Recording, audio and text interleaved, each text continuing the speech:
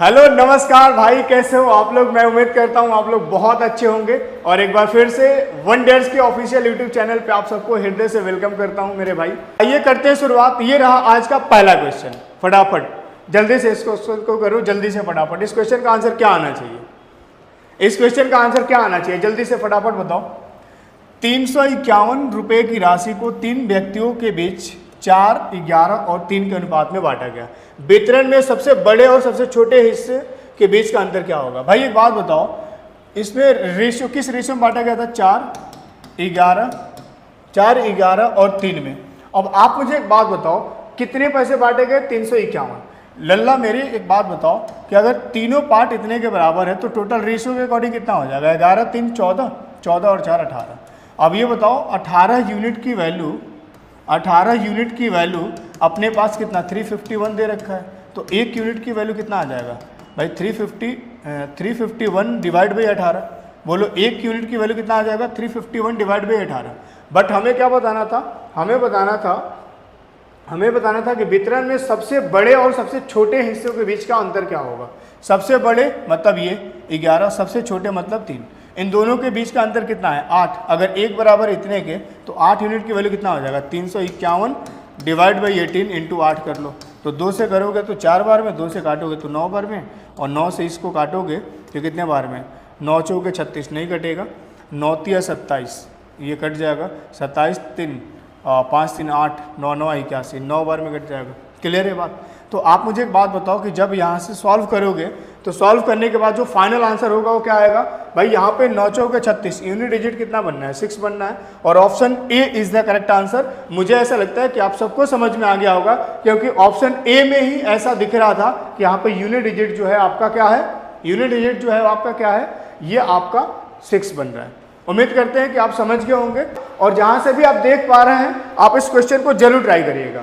चलिए ये रहा अगला क्वेश्चन, ठीक है ना? ये रहा अगला क्वेश्चन, जल्दी से फटाफट बताओ इस क्वेश्चन का आंसर क्या होगा। भाई क्वेश्चन में ये बोला गया कि एक भिन्न आर 18.75% के बराबर है। व्यंजक 8 square by 9 into 2r square का मान क्या होगा? थोड़ा सा ध्यान से देखना मेरे भाई। आप ये मुझे बता दो कि 18.75%, क्या आपको कहीं से ये दिख रहा है कि ये किसका मल्टीपल बन रहा है? तो आप कहोगे सर बिल्कुल 6.25%। 6.25% का ये मल्टीपल बन रहा है। कितना गुना हो रहा है मेरे भाई? 3 गुना। अब आप मुझे एक बात बताओ, जब आप इसको क्या करते हो, फ्रैक्शन में लिखते हो, तो इसका जो फ्रैक्शन है मेरे भाई ये कितना हो जाएगा? 1/16। इतना सबको पता होगा। अब आप मुझे एक बात बताओ कि अगर ये इसका 3 गुना है तो इसका जो फ्रैक्शन होगा लल्ला, ये 3 गुना होगा, मतलब 3/16 हो जाएगा। क्लियर है मेरे बात? अब अगर ये बात क्लियर हो गया कि 18.75 ये जो है आपका 3/16 के बराबर होगा, इसका मतलब ये हुआ कि r जो है अपने पास मिल चुका है। अब मेरे भाई r अगर इतने के बराबर है तो इतना आपको सॉल्व करना था कि व्यंजक 8 स्क्वायर डिवाइड बाई 9 इंटू में 2r स्क्वायर क्या होगा। अब भाई r की वैल्यू यहाँ पुट कर लो। 8 का स्क्वायर 64 बटे में 9, और यहाँ पे लल्ला अगर आप यहाँ पे रख दो 2 इंटू आर की वैल्यू कितना है? 3/16, तो ये पावर लगा दो 2। अब 2 से काटोगे कितने बार में? 8 बार में। अब ये मुझे बताओ कि जब आप इसको सॉल्व कर लोगे, स्क्वायर लगाओगे, तो 3 का स्क्वायर कितना हो जाएगा? 9, और 9 से ये 9 कट जाएगा। 8 का स्क्वायर कितना हो जाएगा? 64, ये पूरा कट जाएगा। इसका मतलब ये कि इसका फाइनल आंसर जो होगा मेरे भाई ये 1 होगा। क्लियर है बात? आगे बढ़े, अगला क्वेश्चन आप सभी के स्क्रीन पे स्क्रीनशॉट लेते चलिएगा। बहुत बेहतर क्वेश्चन है, बहुत बेहतर लेवल के क्वेश्चन है, और उतने ही बेहतर तरीके से मैंने समझाने के प्रयास किया है।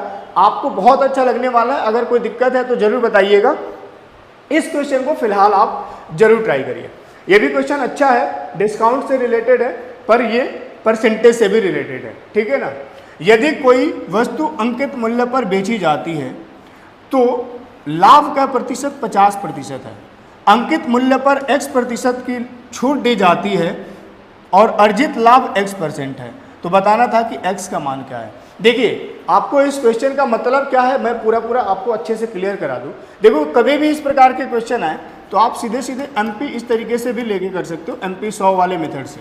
क्लियर है बात? अब यहाँ से भाई एक बात बताओ कि अगर किसी वस्तु के अंकित मूल्य पर बेचा जाता है, मतलब इसका ये है कि जैसे मान लीजिए ये हमारे पास सपोज दैट ये फ़ोन है, ठीक है, और इस फ़ोन का MRP जो है, जो इस पे इसके डब्बे पे लिखा हुआ प्राइस है, अगर हम इसको इसी पे बेच दें तो ऐसा बोला गया कि अंकित मूल्य पर बेचने पर उसको प्रॉफिट जो हो रहा है वो 50% हो रहा है। इसका मतलब ये है कि अगर हम आपसे पूछें, सॉरी माफ़ कीजिएगा, यहाँ पे ये MP नहीं होगा मेरे भाई, CP होगा, ठीक है ना, गलती से लिख दिया। यहाँ पे CP जो होगा आपका कितना, मान लो 100। अब अगर 50% लाभ है तो आप मुझे बताइए कि इसका जो MRP होगा वो कितना होगा, 150।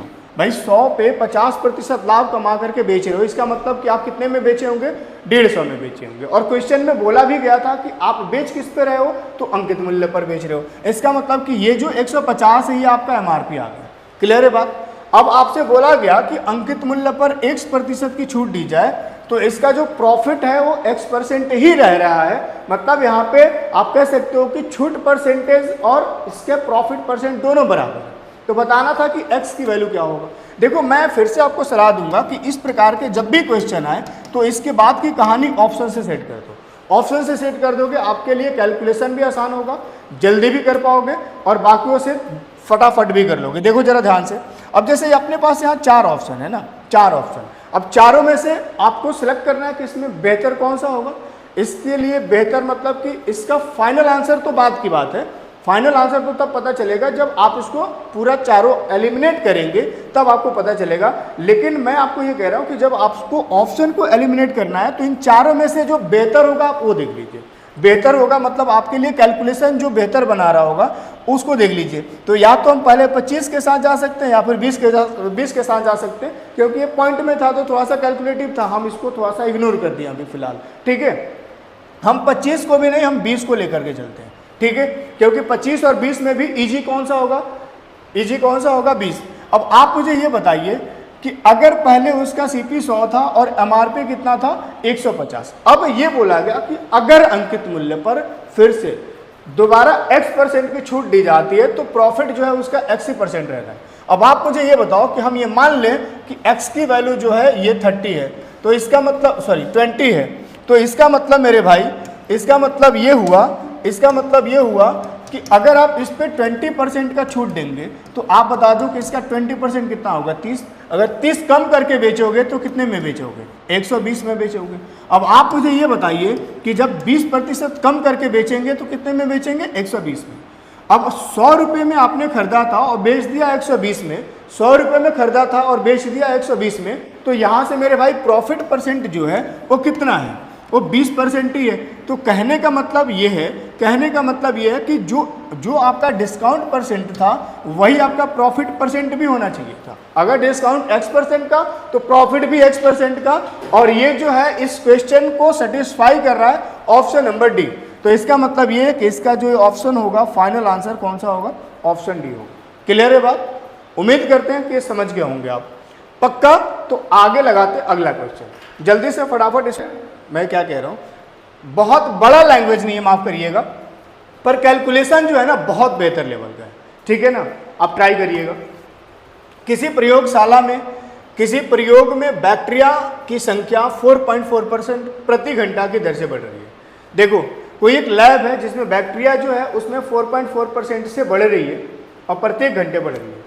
2 घंटे के अंत में बैक्टीरिया की संख्या ज्ञात कीजिए। यदि शुरुआत में बैक्टीरिया कितनी थी, 80, 5, 00 और फिर 30 और, मतलब शुरुआत में इतना था।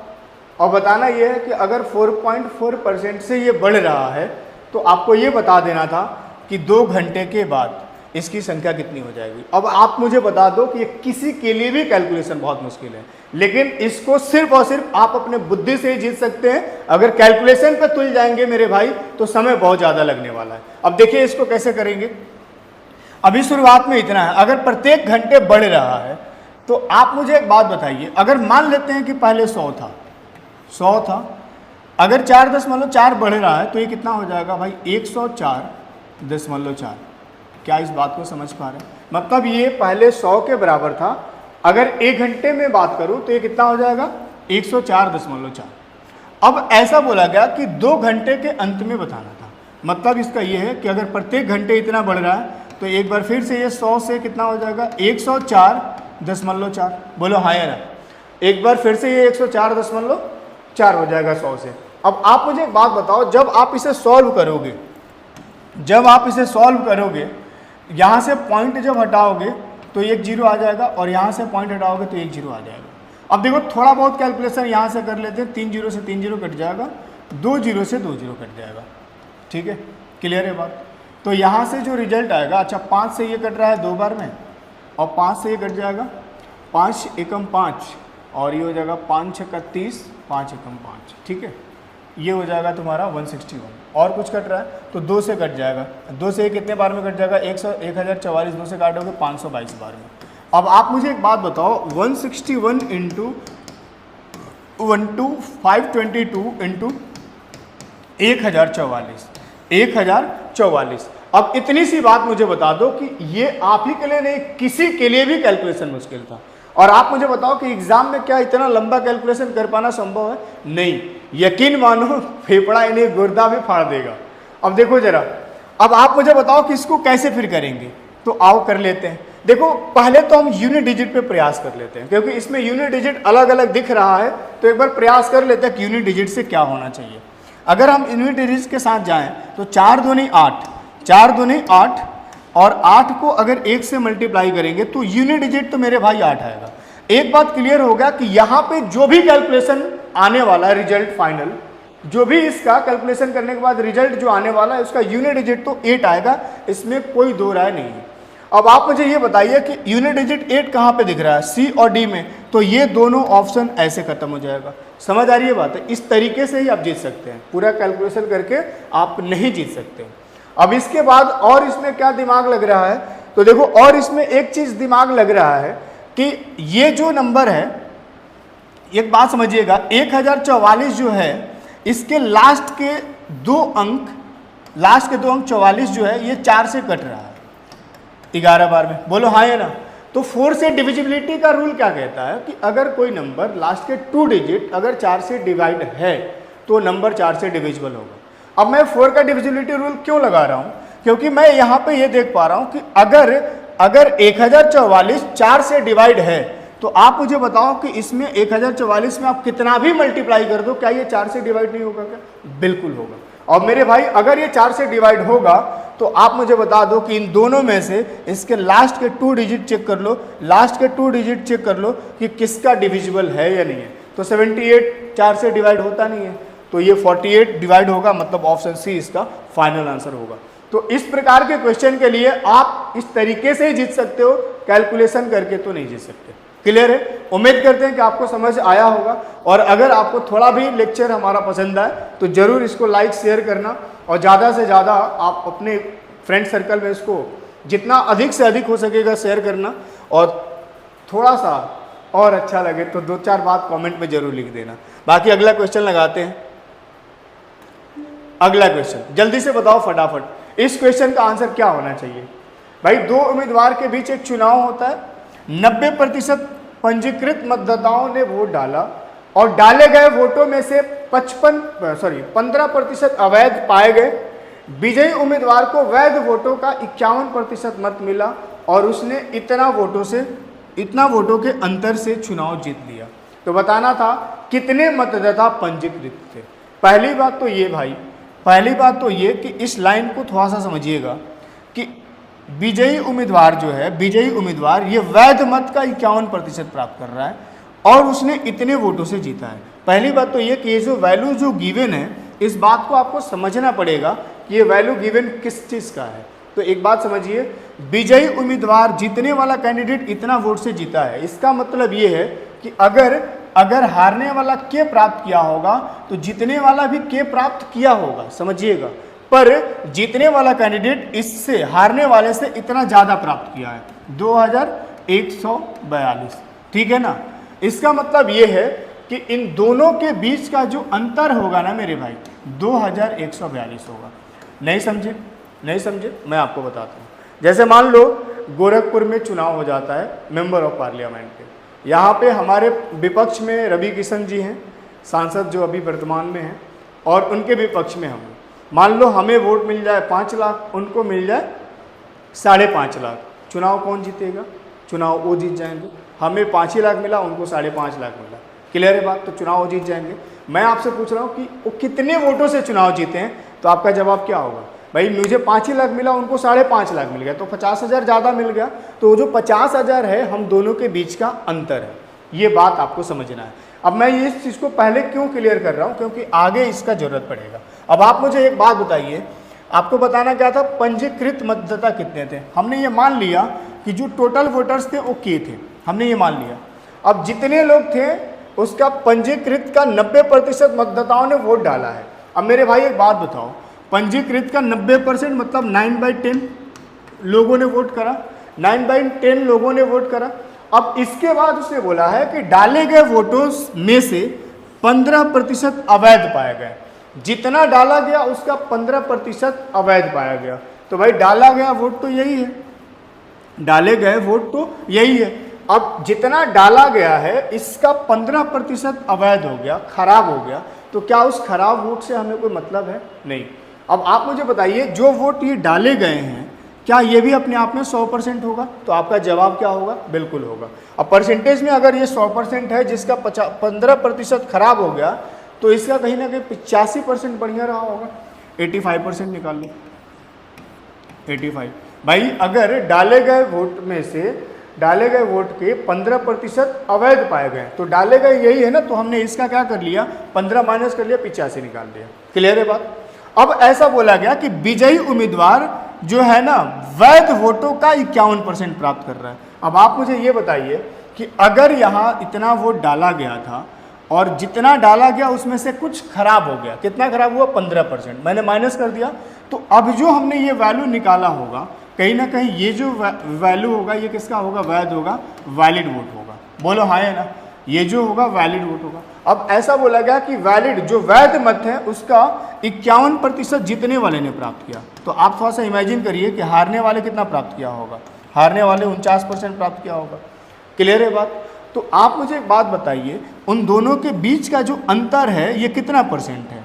तो आप बोलोगे कि सर इन दोनों के बीच का जो अंतर है वो 2% है। तो कहीं ना कहीं ये जो डाले गए वोट थे बढ़िया वोट, वैध मत, इसका 2% जो होगा मेरे भाई, 2% जो होगा कहीं ना कहीं 2142 के बराबर होगा।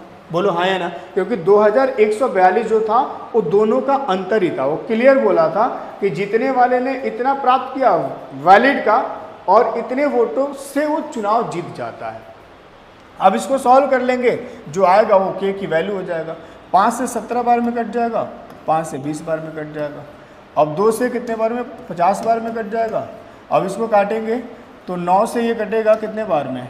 9 दूनी 18, 3, और ये हो जाएगा तुम्हारा 34, 9 तिया 27, 9 8 72। अगर 17 से इसको काटें तो 17 से कितने बार में कटेगा साहब? 1 बार में, और ये हो जाएगा 6, 17 चौके 68, 14 बार में कट जाएगा। तो इसका मतलब ये है कि यहाँ पे के बराबर क्या हो जाएगा? 14 उधर बचा हुआ था और इधर से ये मल्टीप्लाई होकर के उधर जाएगा तो कितना हो जाएगा? 5 दूनी 10, 5 दूनी 10 और 3 जीरो और लगा लो, तो ये कितना हो जाएगा? 14 पे 4 जीरो हो जाएगा, 1,40,000। कोई ऑप्शन दिख रहा है क्या? 1,40,000 option A is the correct answer.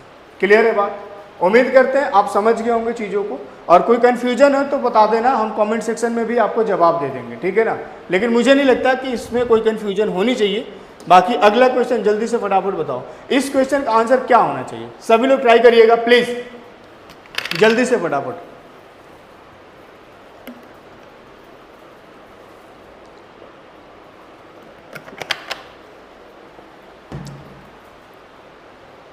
जल्दी से देखो, किसी संख्या के 5% का 2% उस संख्या का कितना प्रतिशत है? किसी संख्या का 5%, किसी संख्या का 5% का 2% उस संख्या का कितना प्रतिशत है?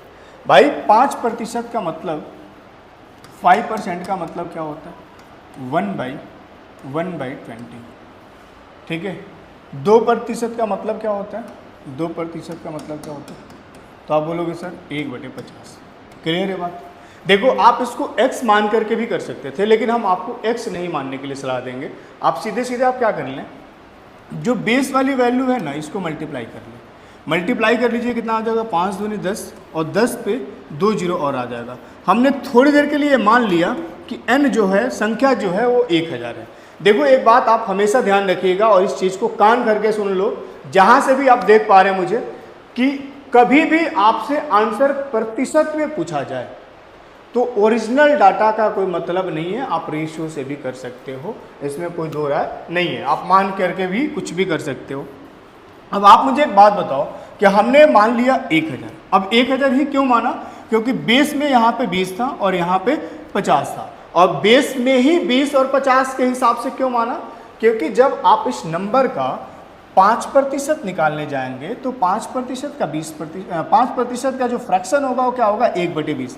मतलब आप इस 1000 का 1/20 ही तो निकालेंगे। तो अब यहाँ पे कुछ ऐसा नंबर हमने रख दिया जिससे कि वो इजीली 20 से कट जाए, तो ये आपके कैलकुलेशन के हिसाब से आसान हो जाएगा। ठीक है, अब आप मुझे एक बात बताओ कि यहाँ से हमने मान लिया कि नंबर जो है ये आपका 1000 है।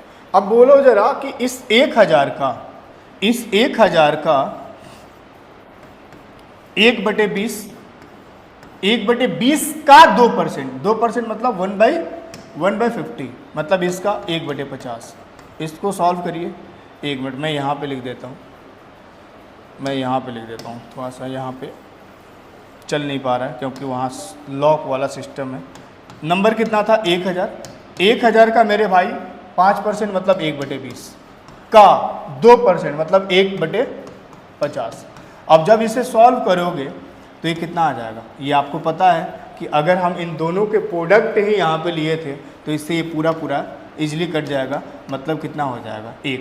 मतलब इसका ये हुआ कि किसी संख्या का 5% का 2% उस संख्या का कितना होगा। मतलब आपसे पूछा गया, सबसे पहले तो ये बताइए कि उस संख्या का 5% का 2% कितना होगा। तो संख्या हमने मान लिया इतना का 5% का 2% कितना आ गया, 1 आ गया। अब आपसे पूछा गया कि ये जो है ना, इसका कितना प्रतिशत है। तो आप मुझे ये बताइए कि 1 के बारे में पूछा गया, किसके रिस्पेक्ट में, 1000 के रिस्पेक्ट में, इसलिए इसको नीचे, और परसेंटेज के लिए 100। तो ये कितना हो जाएगा, 0 से 0 कट जाएगा, 2 0 से 2 0 कट जाएगा, 1/10। मतलब इसका जो फाइनल आंसर होने वाला है मेरे भाई, इसका फाइनल आंसर जो होने वाला है वो कितना होने वाला है, 0.1 होने वाला है। ठीक है, 0.1 मतलब option A is the correct answer. समझ आ गई होगी। मैंने क्या कर लिया, इसके बेस को मल्टीप्लाई करके नंबर मान लिया। अब इस नंबर का 5% का 2% निकाल लिया, 1 हो गया। अब इसके बारे में पूछा गया था कि ये जो है 1 जो है इसका कितना प्रतिशत है, तो मैंने परसेंटेज निकाल लिया। क्लियर बात। अगला क्वेश्चन लगाते, जल्दी से फटाफट स्क्रीनशॉट ले लीजिएगा। अगला क्वेश्चन, ये भी बड़ा बढ़िया सा क्वेश्चन है। देखो इस क्वेश्चन में भी कुछ नहीं था, बस लैंग्वेज मुश्किल नहीं है, लैंग्वेज से आप इजीली इस चीज़ को समझ पा रहे होंगे, पर इसका कैलकुलेशन ना खतरनाक है, और ख़तरनाक है तो उतनी ही खतरनाक हम जवाब भी लेकर के आए हैं। बस इस चीज़ को बढ़िया से समझना, फॉलो करना, और इस प्रकार के क्वेश्चन के लिए आपको क्या करना चाहिए वो मैं आपको सलाह दे रहा हूँ। और एक बात लिख करके ले लो कि इस बार के आरआरबी एनटीपीसी 2025 और ग्रुप डी में जो क्वेश्चन बनने जा रहा है वो इसी के इर्द गिर्द बनने वाला है जो हम सेट चला रहे हैं। तो इसको बढ़िया से फॉलो करना, अच्छे से प्रैक्टिस करना और इस पर अच्छे से काम करना। जल्दी से फटाफट, एक खाली स्टोरेज टैंक में 58 लीटर पेट्रोल डालने के बाद भी ये 1% खाली, डालने के बाद 1% खाली था। बताना यह था कि स्टोरेज टैंक को भरने के लिए इसमें कितना पेट्रोल लीटर में बताना था, 2 दशमलव तक डालना होगा। अब इस क्वेश्चन को पूरा अच्छे से समझिए। जैसे मान लो अपने पास ये बॉटल है, समझ रहे हो, इस बॉटल में हम कितना पानी डाल रहे हैं, मान लो 58 लीटर डाल रहे हैं, ठीक है ना, 58 लीटर। यहाँ पे पेट्रोल है, हम पानी लेकर के समझा रहे हैं तुम्हें। 58 लीटर पानी डाला हमने। 58 लीटर डालने के बाद हमें ये बात पता चलता है कि अभी डालने के बाद भी 1% खाली है, मतलब ये बोतल अपने आप में 1% खाली है। क्लियर है बात। मान लो ऊपर का थोड़ा भाग जो है ये खाली रहा होगा, तो उसके बारे में बता रहा है कि इतना डालने के बाद भी 1% खाली है। अगर हमें इस पूरे बोतल को भरना होगा तो इसमें एग्जैक्ट बताओ कि इसमें पेट्रोल या पानी कितना डालना चाहिए। तो इस क्वेश्चन के हिसाब से अगर मेरे भाई देखा जाए, इस क्वेश्चन के हिसाब से अगर देखा जाए तो आप मुझे एक बात बताइए, मान लीजिए ये टैंक है, ठीक है, टैंक है। अब इसमें ना यहाँ तक पानी भरा हुआ है, मान लो ऊपर का कुछ भाग खाली है जो 1% के बराबर है, ठीक है। अब यहाँ पे बोला गया कि इसमें हमने कितना 58 लीटर पेट्रोल डाला है। अब आप इतनी सी बात बता दो कि अगर 58 लीटर पेट्रोल डाला है तो परसेंटेज में कहीं ना कहीं हम कितना डाले होंगे। तो आप बोलोगे सर परसेंटेज में कहीं ना कहीं हम 99% पेट्रोल डाल दिए होंगे, क्योंकि यहाँ पे ये जो आपको बर्तन दिख रहा है ये इसके कैपेसिटी जो होगा अपने आप पे 100% होगा। अब 1% खाली है, इसका मतलब कि 99 भर गया होगा। और 99 भरा क्यों होगा? क्योंकि हमने इसमें 58 लीटर पेट्रोल डाला है। क्लियर है बात? 58 लीटर पेट्रोल डाला है। अब आप मुझे ये बताइए कि अगर 58 लीटर पेट्रोल डालने के बाद ये 99% भर रहा है, 90% गलती से आ गया, 99% भर रहा है। अब आप मुझे बताओ कि 99% अगर ये भर रहा है तो इतनी सी बात कह सकते हो कि अगर मेरे भाई अगर 99% की वैल्यू इतना है तो 1% की वैल्यू कितना होगा? 58/99। क्लियर है बात? 58/99। अब हमें बताना ये था कि अगर इस स्टोरेज टैंक को पूरा भरना होगा तो मुझे कहीं ना कहीं इसको 100% भरना पड़ेगा। तो 100 की वैल्यू निकालने के लिए दोनों तरफ 100 से मल्टीप्लाई कर देंगे। हमने दोनों तरफ 100 से मल्टीप्लाई कर दिया। क्लियर है बात? अब देखो यहाँ पे फिर से कैलकुलेशन बढ़ने वाला है, तो इसको आप और इजी वे में कैसे कर सकते हो? यकीन मानो तुम्हारा कैलकुलेशन यहाँ से बिल्कुल भी नहीं मुश्किल होने वाला, बहुत इजी वे में कर पाओगे। कैसे कर पाओगे? ध्यान से देखो। 58/99 मैं क्या इसको 100 को ऐसे लिख सकता हूँ 99 + 1। अब आप सोचोगे कि सर इसको लिखने से क्या फ़ायदा होगा, तो मैं बता रहा हूँ क्या फ़ायदा होगा। जब इसको आप मल्टीप्लाई करोगे तो 58/99 × 99 ये कट करके कितना आ जाएगा? 58 प्लस में अब इन दोनों को मल्टीप्लाई करोगे, इसको मल्टीप्लाई करोगे 1 से, तो रिजल्ट कितना आ जाएगा? 58/99। अब देखो जरा, छुप मंतर में एकदम जादू की तरह इसका कैलकुलेशन आप इजीली बता पाओगे। अब इसके ऑप्शन कि कौन सा इसका आंसर सही है। अब ये बताओ कि पूरा 58 आ रहा है, आंसर दो पॉइंट के बाद 2 अंक तक देने थे और पूरा 58 आ रहा है, तो इसका मतलब ये है कि 57 वाला ये ऑप्शन तो खत्म हो गया। क्लियर है बात? अब ये बता दीजिए कि ये भी खत्म इसलिए हो जाएगा क्योंकि 10 मल्ला तक बताना था और इसमें कोई पॉइंट था नहीं, तो ये भी हो गया खत्म। अब ये बचा ए और सी। अब आप मुझे ये बताओ कि यहाँ पे 58 के बाद अगर देखा जाए तो भाई यहाँ से आपका कितना बनना है? अगर मैं आपसे बात करूं तो यहाँ पे नियर अबाउट में कितना बनेगा? नियर अबाउट 5 बनेगा। बोलो हाँ या ना? नियर अबाउट कितना बनेगा? 5 बनेगा। अब यहाँ से नियर अबाउट 5 बनेगा, इसका मतलब जो आंसर आने जा रहा है वो कितना आने जा रहा है भाई? अगर 5 को इसमें जोड़ दोगे तो 58.5 समथिंग ही तो आएगा, और अगर इतना आएगा तो इसका मतलब ये कि ऑप्शन ए भी गलत हो जाएगा, फिर option C is the correct answer. Clear है बात? तो जब भी इस प्रकार के क्वेश्चन आए तो आप पूरा मल्टीप्लाई करने के बजाय आप ऐसे जा सकते हो, ऑप्शन को एलिमिनेट कर लो, इस तरीके से कैलकुलेशन को आसान कर लो भाई। वरना अगर इसको डिवाइड करते चलोगे, मल्टीप्लाई करते चलोगे तो 99 तो छोड़ो, बहुतों को तो 7 का टेबल नहीं याद होता है। इतना बोलने के बाद भी 7 का, 13 का, 17 का, 19 का, 21 का नहीं याद होता है। 99 तो दूर की बात है। क्लियर है बात? आ जाइए अगला क्वेश्चन। इस क्वेश्चन को देखो जरा, इस क्वेश्चन को देखो, ये भी बढ़िया क्वेश्चन है। इसमें लैंग्वेज बहुत ज़्यादा मुश्किल नहीं है, पर यहाँ पे कैलकुलेशन आपको थोड़ा सा परेशान करेगा। देखिएगा, पहले वर्ष के दौरान एक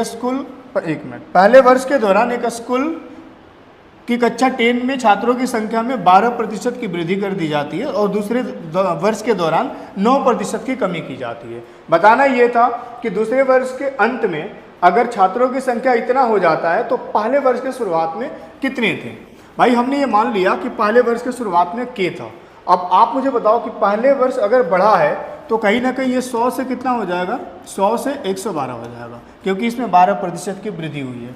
अच्छा, दूसरे वर्ष इसमें कमी हुआ है, कितने की कमी हुआ है? तो कमी होगा 9% का। 9% का कमी का मतलब ये है कि 100 से कितने हो जाएंगे? 100 से 91 हो जाएंगे। अब आप मुझे बताओ कि ओवरऑल दोनों साल, पहले साल बढ़ा, इसके बाद घटा, और इसके बाद 2 साल के अंत में ये जो संख्या है वो कितना है? 1274। 1274। अब इसको सॉल्व कर ले अगर मेरे भाई, इसको सॉल्व कर लिया जाए तो 4 से ये कितने बार में, 25 बार में कट जाएगा, और 4 से इसको काटोगे तो ये कितना हो जाएगा तुम्हारा, ये हो जाएगा 4 दूनी 8, 4 8 32, 28 बार में कट जाएगा। 28 दूनी 56, 56 दूनी 112, ठीक है। अब इसमें और कट रहा है क्या, हाँ कट रहा है, 4 से 25 बार में और 4 से 7 बार में। अगर हम 7 से इसको काटें, 7 से इसको काटें तो ये कितने बार में कट जाएगा, 7 से कट जाएगा 7 से 1 बार में कटेगा, 7 एकम 7 और यहाँ पे 5 आ जाएगा, 5 मतलब ये 57 आ जाएगा, 7 8 56 और ये 14 हो जाएगा, 7 दूनी 14, क्लियर। और 91 से कितने बार में, 2 बार में कट जाएगा। तो आप मुझे बताओ कि यहाँ पे k की जो वैल्यू आने वाली है मेरे भाई, k की वैल्यू कितना आ जाएगा, 625 हो जाएगा और यहाँ पे 2 हो जाएगा, और इसको आप इजीली जा सकते थे कितना, 1250। Option A is the correct answer. उम्मीद करते हैं कि आप समझ गए होंगे, और जहाँ से भी आप मुझे देख पा रहे हैं इसका स्क्रीनशॉट ले लीजिएगा। अगला प्रश्न लगाते हैं। अगला प्रश्न, अच्छा ये वाला क्वेश्चन देखिएगा, इसको आप ट्राई करिएगा क्या, ये वाले क्वेश्चन अभी जस्ट थोड़ी देर पहले कराया था, तो आप लोग इसको ट्राई करिएगा, ठीक है। मैं अगला क्वेश्चन लगाता हूँ, ठीक है। अगला क्वेश्चन, ये भी सेम वही क्वेश्चन था, बस यहाँ पे 1% की जगह पे 10% है। तो ये दोनों क्वेश्चन स्क्रीनशॉट ले लीजिएगा, इसको ट्राई जरूर करिएगा और कमेंट सेक्शन में जरूर जवाब दीजिएगा इसका, ठीक है। अगला क्वेश्चन हम लगाते हैं। अगला क्वेश्चन ये रेशियो प्रोपोर्शन से था। दो दोस्त डेविड और अजय की मासिक आय क्रमशः 5 और 7 के अनुपात में है। उनमें से प्रत्येक हर महीने 78,000 रुपये बचाता है। तो बताना ये था कि अगर उसके मासिक व्यय का अनुपात 1:4 है तो डेविड की मासिक आय क्या होगा। देखो इस प्रकार के क्वेश्चन में जनरली हम यूज़ करते हैं क्या, इसमें यूज़ करते हैं क्रॉस प्रोडक्ट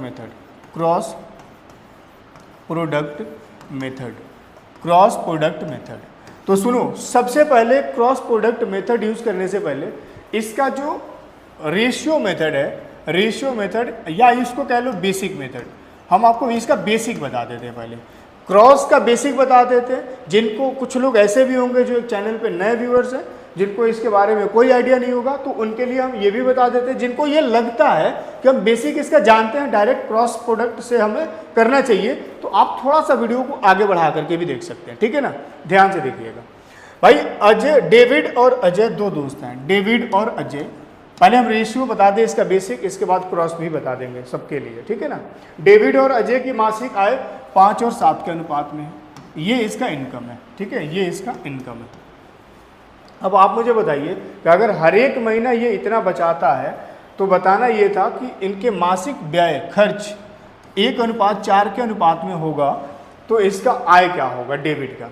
अब आप मुझे एक बात बताइए, अपने पास यहाँ पे इसका एक्सपेंडिचर कितना दे रखा था, एक्सपेंडिचर 1:4।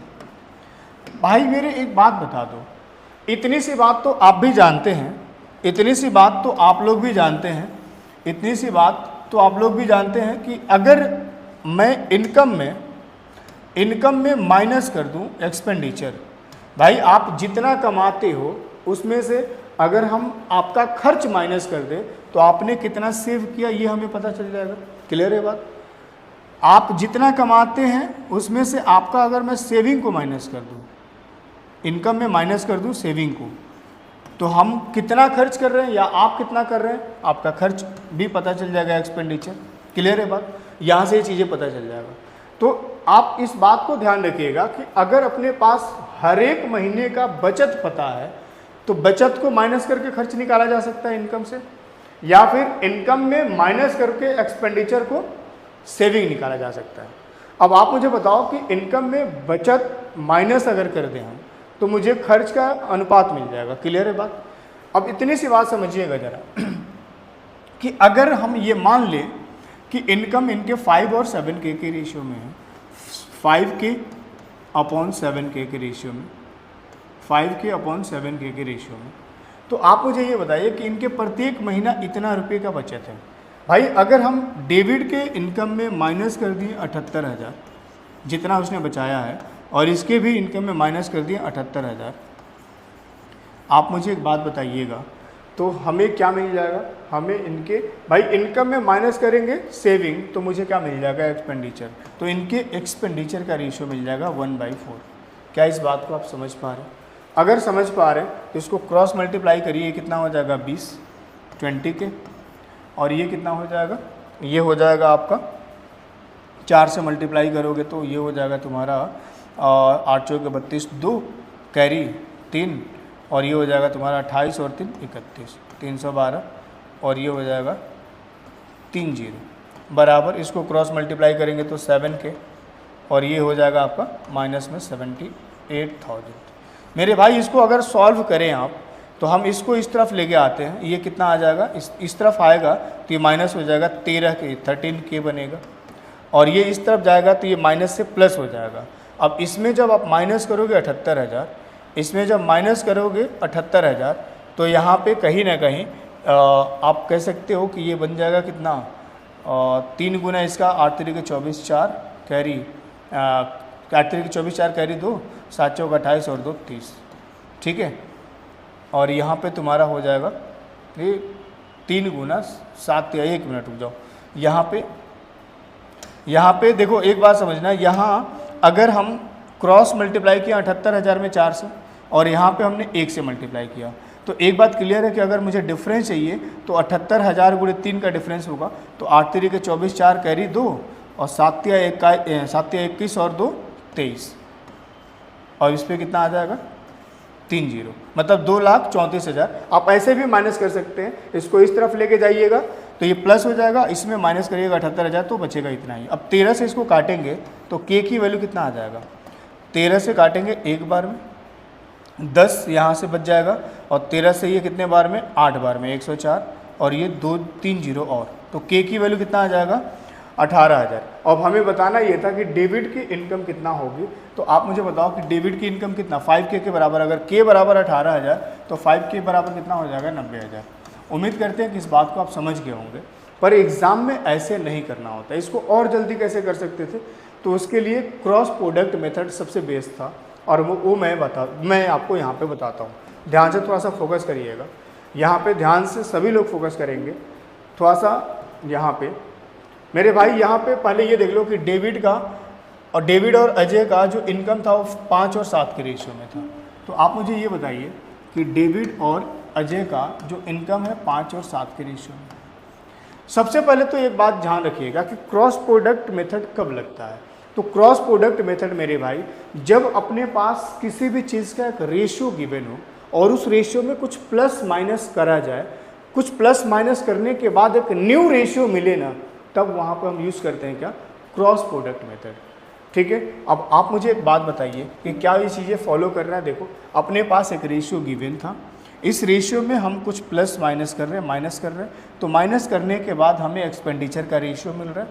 जब भी ऐसा कंडीशन होगा तो हम यूज़ कर लेंगे क्या, क्रॉस प्रोडक्ट मेथड।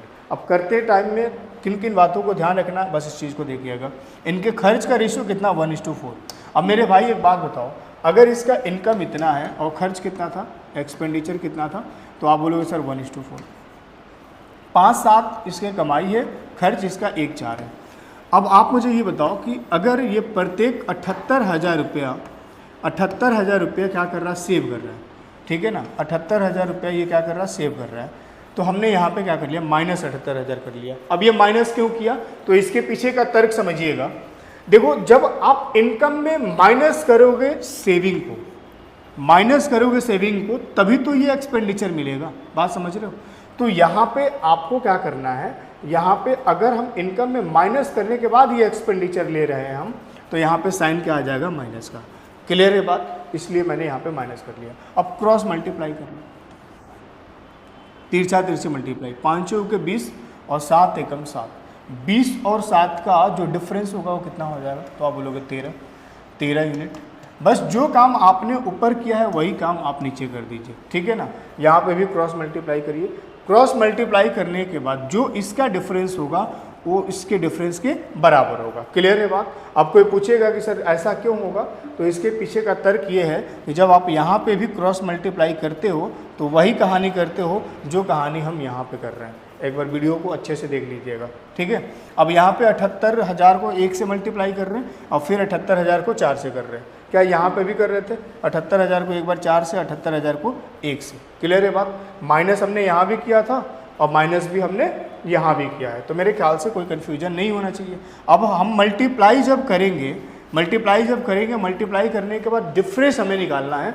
तो मैंने आपको एक सलाह दिया था कि आप जब डिफरेंस ही निकालना चाह रहे हो और हमें ये बात पता है कि इसमें भी 78,000 से मल्टीप्लाई कर रहे हैं, इसमें भी 78,000 का मल्टीप्लाई कर रहे हैं, तो डिफरेंस का क्या होगा भाई, इन दोनों का, इसको पूरा बड़ा कैलकुलेशन बनाने से ज़्यादा अच्छा है कि आप 4 और 1 का डिफरेंस निकाल लीजिए, कितना होगा, 3 होगा। इसका मतलब ये कि यहाँ पे इनका जो डिफरेंस आने वाला है ना, वो कितना आने वाला है, 78,000 गुणे में 3 आने वाला है। क्लियर, बात समझ आ रही है।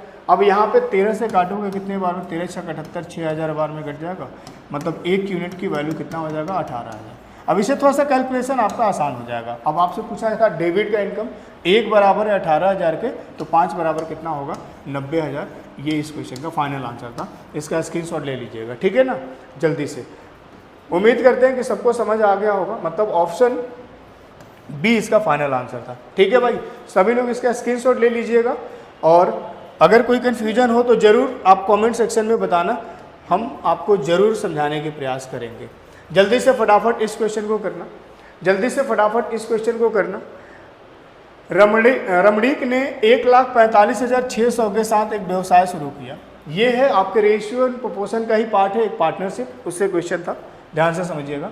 रणमीक एक व्यक्ति का नाम है, 1,45,600 रुपये के साथ एक व्यवसाय शुरू करता है।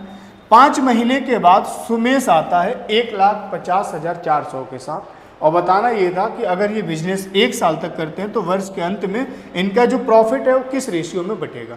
एक बात तो आप हमेशा ध्यान रखिएगा कि प्रॉफिट जो होता है वो क्या होता है, इन्वेस्टमेंट इनटू टाइम, ठीक है ना। अब आप मुझे एक बात बताइए कि अगर रणमीक और कौन था भाई, एक इसका दोस्त था सुमेश। भाई रणमीक ने कितना, 1,45,600 रुपया लगाया और ये शुरुआत किया। 5 महीने के बाद ये आया सुमेश, 1,50,400 रुपया लगाया। तो सबसे पहले आप इसको क्या कर ले, कट कर ले, जितना सिंप्लीफाई हो सकता है आप उसको सिंप्लीफाई करिए, क्योंकि रेशियो में जब इसको यूज करना है तो ये कट ही जाना है। क्लियर है बात, जब रेशियो ही निकालना है तो जो पहले से कट रहा है उसको काट लो। क्लियर बात, क्योंकि आगे तो ये कटना ही है। अब ये बताओ 1400, अब क्वेश्चन बस इतना रह गया कि रणमीक ने जो अपना व्यवसाय शुरू किया है वो 1456 रुपये लगा करके, और इसके दोस्त जो व्यवसाय शुरू किया है वो 1504 रुपये लगाया। क्लियर। अब ये कितने समय के लिए, अगर ये व्यवसाय शुरुआत किया था मतलब रणमीक ने शुरू किया था इसका, और अंत भी 1 साल, मतलब 1 साल तक ही व्यवसाय चला है, और ये अंत तक रहा है। इसका मतलब ये है कि 12 महीने इस व्यवसाय पे ये रहा होगा, और इस व्यवसाय में कहीं ना कहीं सुमेश जो है, अगर 5 महीने बाद आया है तो कहीं ना कहीं 7 महीना ही सुमेश इसमें रहा होगा, क्योंकि कुल जो व्यवसाय चला है 1 ही वर्ष चला है, वर्ष के अंत में पूछा गया था। ठीक है, अब इसको काट लीजिएगा, अगर इसको काटिएगा तो 7 से ये कट जाएगा, सीधे सीधे दिख रहा है, 7 दूनी 14, 7 8 56। ठीक है मेरे भाई, और कुछ कट रहा है तो 4 से ये कट रहा था, 4 से 4 तिहाई 12, और ये हो जाएगा 30, 4 7 28, 4 6 24, 4 से ये 3 बार में कटेगा। और कुछ कट रहा है तो 4 से एक बार फिर से ये कटेगा, 4 9 36, 4 चौके 16, और 4 से ये कट जाएगा आपका कितने बार में, 4 पंचे 20, और 4 दूनी 8, 52 बार में। और कुछ कट रहा है क्या, हाँ भाई बिल्कुल कट रहा है। तो 2 से काटोगे ये 47 बार में कटेगा, और 2 से काटोगे 26 बार में कटेगा। 26 गुणे 3 करोगे कितना आ जाएगा, 78 आ जाएगा। तो इनके बीच का रेशियो कितना होगा, 78 गुणे 47, 78 गुणे 47, मतलब option A is the correct answer. Clear है बात। उम्मीद करते हैं कि आप चीज़ों को समझ गए होंगे। जल्दी से फटाफट इसका स्क्रीनशॉट ले लीजिएगा। अगला क्वेश्चन आप सभी के स्क्रीन पे देखो, अभी जो हमने कराया था ये दो दोस्त वाले क्वेश्चन, डेविड और कोई एक अजय था कोई, उस टाइप के क्वेश्चन जो अभी क्रॉस प्रोडक्ट मैंने जिसमें यूज किया था, उसी से रिलेटेड एक और क्वेश्चन मैंने स्लाइड में लगा दिया है। आप इसको क्या करेंगे, इसको ट्राई करेंगे, जो भी इसका आंसर आएगा, इसका फाइनल आंसर आप क्या करेंगे, कमेंट सेक्शन में जरूर बताइएगा, कमेंट सेक्शन में जरूर बताइएगा। इस क्वेश्चन का आंसर जल्दी से फटाफट आप लोग ट्राई करें। इस क्वेश्चन का आंसर जल्दी से फटाफट, एक कंपनी लाभ रुपए में कमाती है, ऐसा उसने मेंशन कर रखा है कि जो वैल्यू होगा वो रुपए में है। ठीक है ना। जो कंपनी के तीन भागीदारों के बीच 12, 13 और 15 के अनुपात में साझा किया जाता है। मतलब एक कंपनी जो है ये जो भी प्रॉफिट कमा रही है अपने तीन पार्टनर्स में क्या कर रही है, 12, 13 और 15 के अनुपात में बांट देती है। मतलब अगर मान लो पहला, दूसरा, तीसरा हमने ये मान लिया, तो पहला, दूसरा, तीसरा, पहले को कितना जा रहा है 12 और दूसरे को कितना जा रहा है 13 और तीसरे को कितना जा रहा है 15। ठीक है मेरे भाई। अब ऐसा बोला गया यदि सबसे छोटी और सबसे बड़ी हिस्सों के बीच का अंतर, सबसे बड़ी हिस्से के बीच का अंतर इतना है, सबसे बड़े हिस्से के बीच का अंतर इतना है, सबसे छोटी और सबसे बड़ी हिस्सा जो है उसके बीच का अंतर इतना है, तो कंपनी का कुल लाभ कितना है। सबसे पहले तो आप मुझे बताइए कि कंपनी का कुल लाभ रेशियो में कितना है। तो आप बोलोगे सर कुल लाभ ये हो जाएगा 10, 20, 30, 5, 3, 8, 5, 3, 8, 5, 3, 8 और 2, 10 भाई, तो ये हो जाएगा कितना टोटल 40, 10, 20, 30, 5, 3, 8, 2, 10 40 हो जाएगा। ठीक है। अब आप मुझे ये बताओ कि रेशियो के अकॉर्डिंग कुल 40 है, मतलब हमें 40 की वैल्यू बताना था। अब सबसे छोटी और सबसे बड़ी हिस्सा कौन है, तो सबसे छोटी 12 है, सबसे बड़ी 15 है। इन दोनों के बीच का अंतर कितना है, 3 है। और 3 यूनिट की वैल्यू अपने पास गिवन है, 3 यूनिट की वैल्यू अपने पास गिवन है कितना भैया, 3 यूनिट की वैल्यू गिवन है 36684। ठीक है। तो 3 से काटोगे तो 1 यूनिट की वैल्यू कितने के बराबर आ जाएगा, तो 1 यूनिट की वैल्यू 3 एकम 3, 3 दूनी 6, 3 दूनी 6, 28 या 84। ठीक है भाई, इतना आ जाएगा 12,228। अब हमें बताना ये था कि इसका जो फाइनल आंसर होगा वो क्या होगा। अब ये बताइए कि अगर 1 बराबर इतना है तो 40 टोटल प्रॉफिट किसके बराबर, 40 के बराबर। अब इसमें हम 12,228 से मल्टीप्लाई करेंगे तो जो भी आंसर आएगा उसमें यूनिट डिजिट 0 बनेगा। और यूनिट डिजिट के हिसाब से अगर देखा जाए तो option C is the correct answer. पूरा सॉल्व करने की ज़रूरत नहीं था। इसमें इसका यूनिट डिजिट कितना बनेगा, 0 बनेगा, इसमें कोई दो राय नहीं है। इसलिए इसका फाइनल आंसर जो होगा वो क्या होगा। क्लियर है बात। आगे बढ़ते हैं। चलो भाई देखो, अब कुछ लोग ये सोच रहे होंगे कि सर इतना भी क्या सॉल्व करने की ज़रूरत है। ये भी मैं बता दूं, इतना भी सॉल्व करने की क्या ज़रूरत है। अगर हम यहाँ पे ये देख पा रहे हैं कि इनके टोटल प्रॉफिट जो है वो कितना है, 10, 20, 30, 5, 3, 8, 2, 10, 40। अब अगर यहाँ पे ही 40 आ गया, मतलब यूनिट डिजिट 0 बन गया और इसमें एक ही ऐसा ऑप्शन दिख रहा था 0 का, तो आप डायरेक्ट वैसे भी जा सकते थे। इसलिए क्योंकि यहाँ पे 1 यूनिट की वैल्यू कितना बन रहा है ये हमें पता थोड़ी है, नहीं पता है, जो भी है। लेकिन अगर यहाँ पे यूनिट डिजिट 0 है और एग्जैक्ट कोई पॉइंट में वैल्यू नहीं है ऐसा कुछ, तो कहीं ना कहीं इसका मतलब ये है कि यूनिट डिजिट 0 तब भी ऐसे भी बन रहा था। भाई 1 यूनिट की वैल्यू जो भी होगा उसमें मल्टीप्लाई करोगे 0 से तो 0 ही बनेगा ना। ठीक है, क्लियर है। तो उम्मीद करते हैं कि आप समझ गए होंगे। अगला क्वेश्चन करिएगा जल्दी से फटाफट।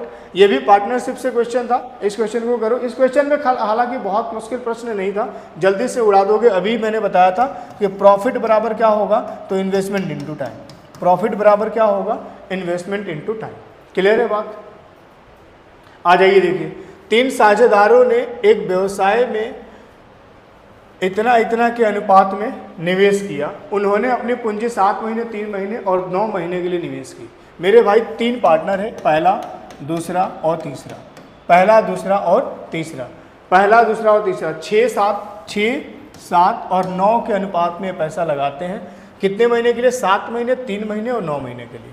अब ये बताओ, ये इसका इन्वेस्टमेंट है, ये 7 महीने के लिए लगा रहा है और ये कितना 3 महीने के लिए लगा रहा है, और मेरे भाई ये 9 महीने के लिए लगा रहा है। ठीक है, तो इन्वेस्टमेंट इनटू टाइम कर दोगे, क्या आ जाएगा, प्रॉफिट का रेशियो। अब इसको काट लो, 3 से कट रहा है क्या, हाँ 3 से 3 बार में कट रहा है, 3 से 1 बार में, 3 से 2 बार में। अब मुझे तो नहीं लगता कि और कटेगा, नहीं कटेगा तो इसको मल्टीप्लाई कर लो, 14, 7, 27। और ये इस क्वेश्चन का फाइनल उत्तर था 14, 7, 27। Option C is the correct answer. Clear है बात। जल्दी से फटाफट आप इस क्वेश्चन को करिए। बाकी मिलते हैं इस आगे के लिए अगले लेक्चर में। तब तक के लिए इतना ही। बाय बाय, टेक केयर, जय हिंद, वंदे मातरम, राधे राधे। और हाँ, ज़्यादा से ज़्यादा शेयर करना, और अगर तुम्हें वीडियो ये पसंद आए तो एक कमेंट जरूर करके बताना।